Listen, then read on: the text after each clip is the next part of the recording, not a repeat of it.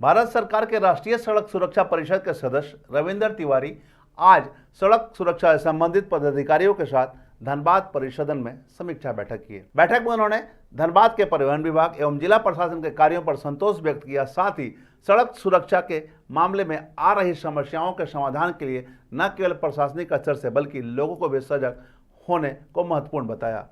सड़क दुर्घटना में कमी लाने को लेकर भारत सरकार के राष्ट्रीय सड़क सुरक्षा परिषद के सदस्य रविंद्र तिवारी ने सड़क सुरक्षा समिति की बैठक में कई दिशा निर्देश दिए।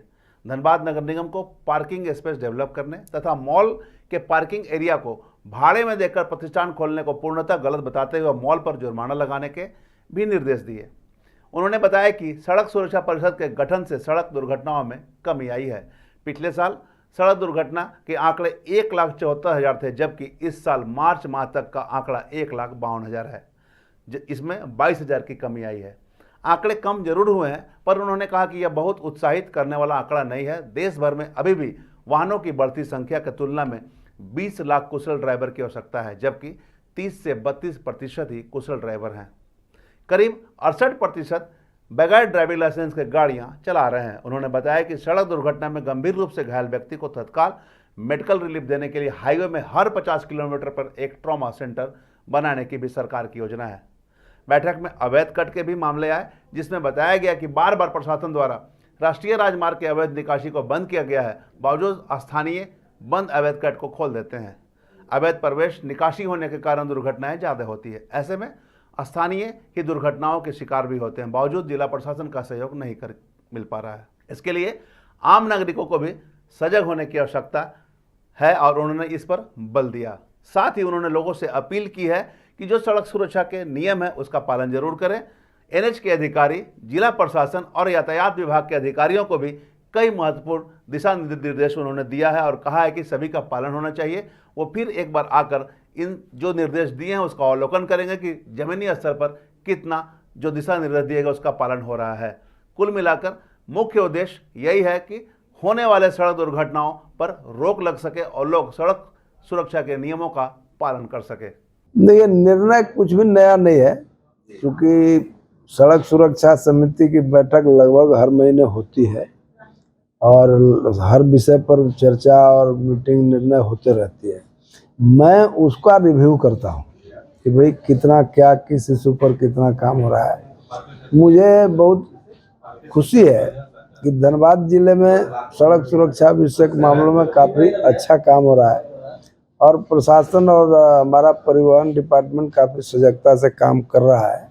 बावजूद इसके कुछ ऐसे मुद्दे हैं जो केवल प्रशासन के आधार पर हम नहीं कर सकते, सामाजिक भूमिका उसमें महत्वपूर्ण होती है। जैसे यहाँ पर या मुख्यतः जो समस्या आती है, अभी निगम के अधिकारी भी आई हुई थी।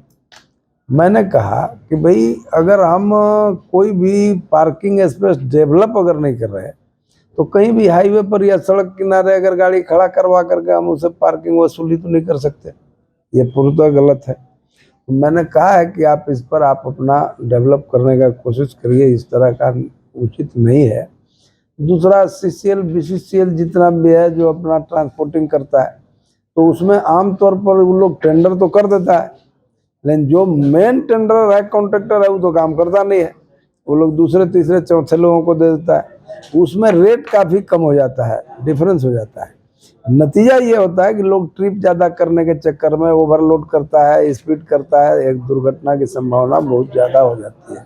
तो उस पर भी हमने इंस्ट्रक्शन किया है।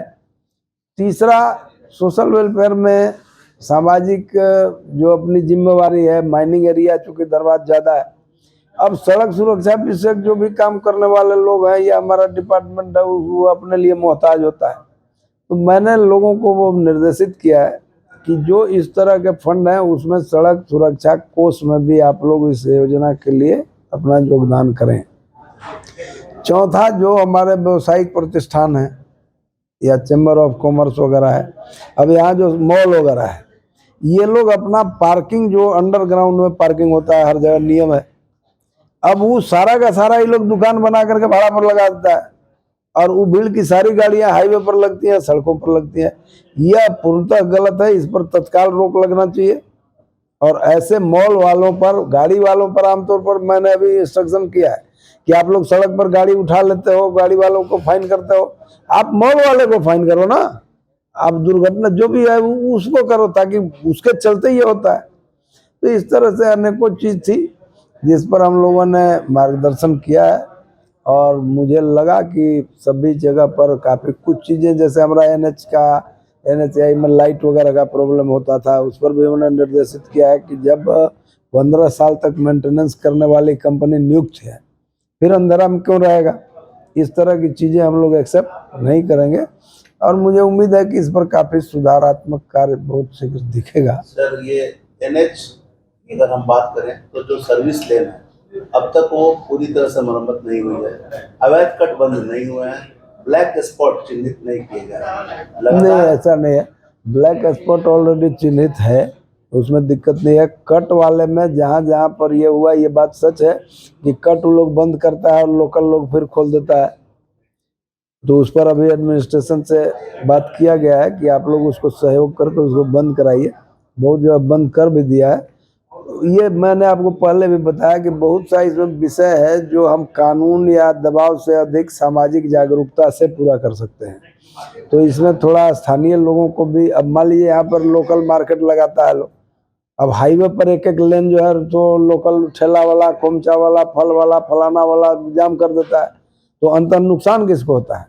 नुकसान यही के लोगों को होता है। मान लीजिए दुर्घटनाग्रस्त अगर कोई होता है तो कोई बाहर का आदमी तो नहीं होता है, जो लोकल सड़क पर चल रहा है गरीब, उसी को होना पड़ता है। तो इसलिए इसमें हमारे अपने स्थानीय लोगों को जागरूक होना ज्यादा जरूरी है। आप अब कह सकता है आदमी कि गरीब गुरबा लोग भाई फुटपाथ पर चलाता है तो उसी के लिए कानून का डंडा चलता है, तो हम ऐसा नहीं कहते कि उनका दाल रोटी नहीं हो। उनको एक स्पेशल जगह दे दीजिए, हाईवे से अलग कर दीजिए, वो लोग गरीब अपना चलावे।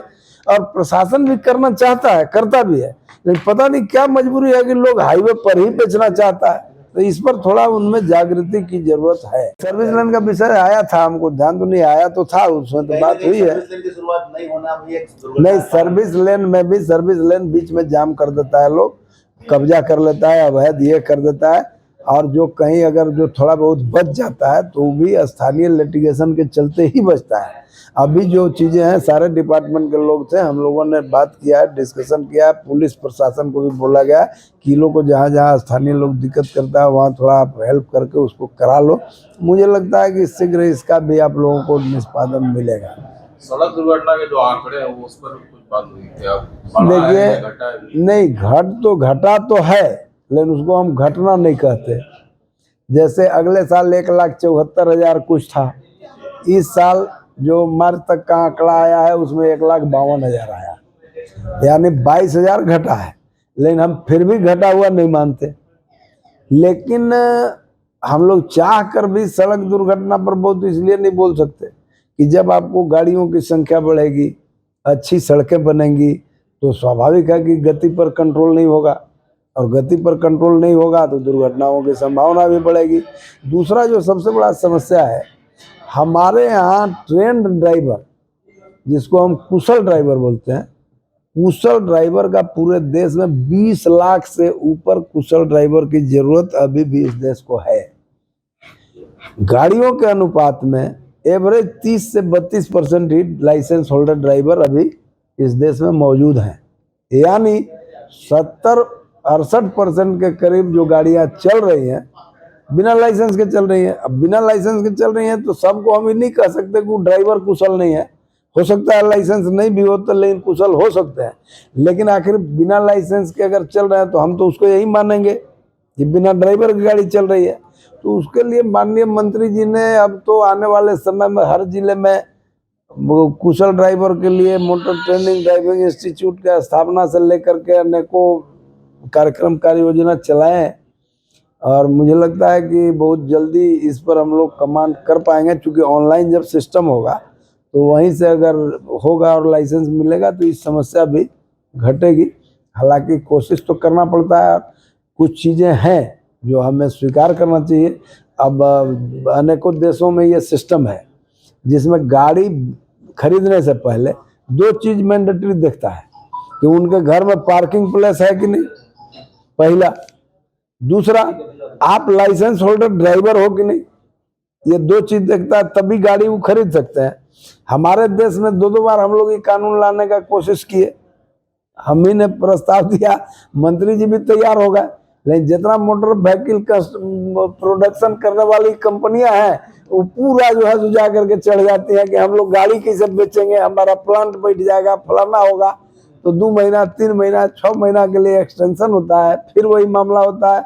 तो उसी के बाद सारे मोटर जो जितने भी कंपनी है जो गाड़ियां बनाती हैं उनको ये मैंडेटरी किया गया कि आप अपना ट्रेनिंग ड्राइविंग इंस्टीट्यूट भी खोलेंगे। तो अनेकों कंपनियां शुरू भी की हैं, चल भी रहा है, लेकिन ये पर्याप्त नहीं है, अभी काफी बहुत लंबा सफर एक तय और करना समस्या है। है सर, एनएच पर चूंकि दुर्घटनाएं होती है, अधिकांश संख्या बड़ी है, तो जो हेल्पलाइन नंबर होता है जो रोड के किनारे लिखी रहती है वो नहीं लिखी हुई है, यहाँ भी जरूरी है। नहीं तो अगर कहीं ऐसा होगा, हालांकि लिखना तो है हर जगह, कहीं नहीं है। नहीं तो अगर नहीं है तो हो जाएगा, आपको इसका शिकायत नहीं है। अपना जो NH-19 यहाँ से गुजरती है धनबाद से, उसमें अभी निर्माण कार्य चल ही रहा है, अभी तक कंप्लीट नहीं हुआ है। लेकिन उसमें 2-3 परेशानी ये आ रही है कि जो सर्विस लाइन का निर्माण किया गया है वो उसका क्वालिटी जो मेन सड़क का निर्माण है उससे घटिया है और कई बार वो क्रैक हो रही है। और इसके अलावा सर्विस लेन पर जो बीच में डिवाइडर दिया गया है और मेन जो 3 लेन का इधर और 3 लेन का उधर है, उसमें कहीं कहीं पर जल जमाव होता है। जब भी बारिश होगी ये जल जमाव नहीं तो इसका मैं देखूंगा, आपने संज्ञान में दिया है, मैं अभी निकलते समय देखूंगा। अभी सारे अधिकारी हमारे हैं सब डिपार्टमेंट का, अभी उन लोग को मैं ये करता हूँ। ये अगर ऐसा है तो वाकई में बहुत गलत है।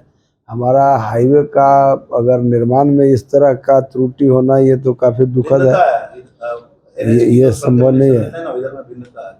नहीं तो ये तो बहुत गलत बात है, ऐसा अगर है तो उस पर कार्रवाई भी होगी, निश्चित करेंगे। तो सर मुख्यतः क्या कुछ आपके तरफ से स्टेटमेंट दिए गए हैं लोगों को? देखिए, मैंने हर डिपार्टमेंट से रिलेटेड जितने भी इशूज थे जो पहले से रिव्यू में आते जा रहे हैं, चूंकि मैं आज तो आया हूँ रिव्यू करने, तो ऐसा तो नहीं है कि इस विषय पर मैं ही आज कर रहा हूँ या हम चले जाएंगे तो ये बंद हो जाएगा, सो नहीं है। किस इस पर काम चल रहा है, कहाँ तक हमारा पहुँचा है, हमारा काम भी वही है, रिव्यू करना। तो मुझे बड़ी खुशी हुई कि DTO साहब ने जिस तरह का हमें बताया, दिखाया, जो प्रोसीडिंग हुआ, जो डिस्कशन हुआ, मुझे लगा कि काम सही रूट पर चल रहा है। और जो चीज़ें हमें इंस्ट्रक्ट करना चाहिए था, जो अभी आपने मैंने आपको बताया भी आप लोगों को कि जो CCL का ट्रांसपोर्टिंग का है, बाकी सब चीज़ों में जो समस्याएं जो होना चाहिए सुधार, हमने उचित निर्देश दिया और मुझे उम्मीद है कि काफ़ी अच्छे सकारात्मक परिणाम यहाँ के लोगों को मिलेगा।